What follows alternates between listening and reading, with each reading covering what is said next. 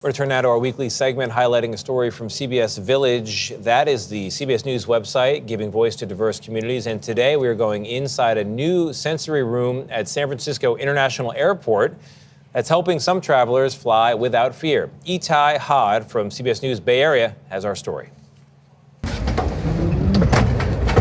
Airports are a whirlwind of activity. Long lines, blaring announcements, and a never-ending stream of travelers racing to their gates. While most take it in stride, for 29-year-old Nico Ambada, it's always been too much. It actually took my wife 3 years of convincing me to finally go on vacation with her. I'm gonna get in my spot. Ambada has debilitating ADHD. For him, the unpredictability of flying isn't just stressful, it's paralyzing. I like to explain that I have a million channels playing in my head at the same time. But today, Ambada and his wife Jasmine are taking their first step at conquering the chaos of travel. They're on a plane, well, kinda.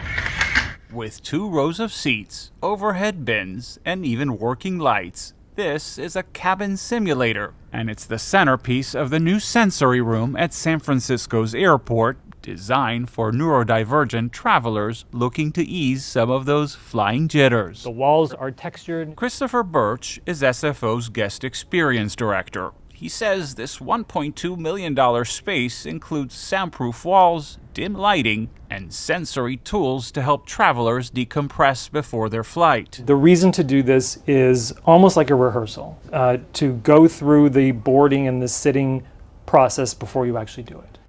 Airports across the country are dedicating spaces for neurodivergent travelers, and while anyone can enjoy them, they're designed for those who need them most, like Jono and Marie Miller, whose 2 boys, 8-year-old Will and 10-year-old Johnny, are on the spectrum. Just letting kids know what to expect helps with that transition a lot, and probably helps not to have so many meltdowns. As for Ambada, this space is all he needed before boarding an 11-hour flight. Yeah, I think I'm ready. Because sometimes the first step towards flying is finding a place to feel grounded. Itay Hod joins us now. Itay, good morning to you. I love that report. I am curious, though, once they used the room and got on their plane, did it work? Was it easier for them? Yeah, so we were able to get in touch with the family. They're from Australia. We caught them on their way to Atlanta. They said they liked it so much they actually checked out the Atlanta sensory room that has a pit ball there. Yeah, they told us it was definitely a much easier experience for them. And here's the best part that I like. I asked them what the kids thought about it. They said that they can't stop talking about their American TV debut. And they were wondering when all those checks were coming in for their newfound fame. Very, very soon. Itay, always love your reporting. I loved that last line, best way to fly is to feel grounded. Tell us about something that maybe didn't make it into your piece. Yeah, so one of the things that I found really interesting is, we do a lot of stories about people with neurodivergent disorders, but, one of the things that the airport told us is for them, this is like a sensory chaos, right? They find places in the airport, there's 15 to 20% of the population. They look for some of those gates that are empty and they sit there.